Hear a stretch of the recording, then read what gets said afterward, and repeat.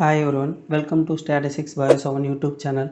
Today we will discuss the topic how to calculate a two-way ANOVA without replication in past statistical software.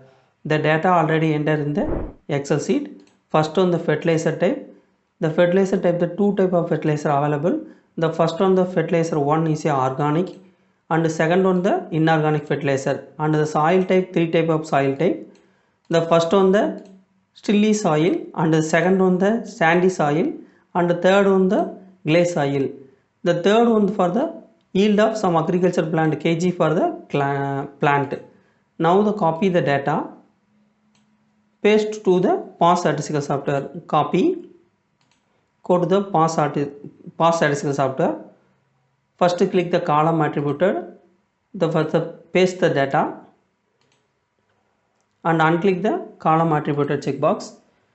Select the data, go to the enumerated menu and the ANOVA menu and the two-way ANOVA without replications. Now open the new window. This is for the two-way ANOVA result.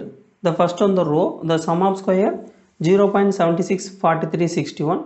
At the same time the difference of freedom 5, the mean value 0.152872. The F value table value for 0.2583 and the P value 0.9259. This is the higher than the significant value. Significant value for the 0.05 because this is a non-significant. And the another one column sum of square 0.78 to 11 and the difference of freedom 2. The mean square 0.390606 and the F value 0.6599.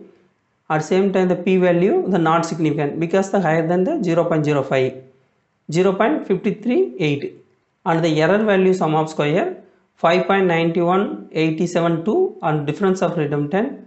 The mean square 0.591872. The total sum of square 7.46429 and difference of freedom total 17. This is for the result of two-way ANOVA without replications. Thank you for watching this video.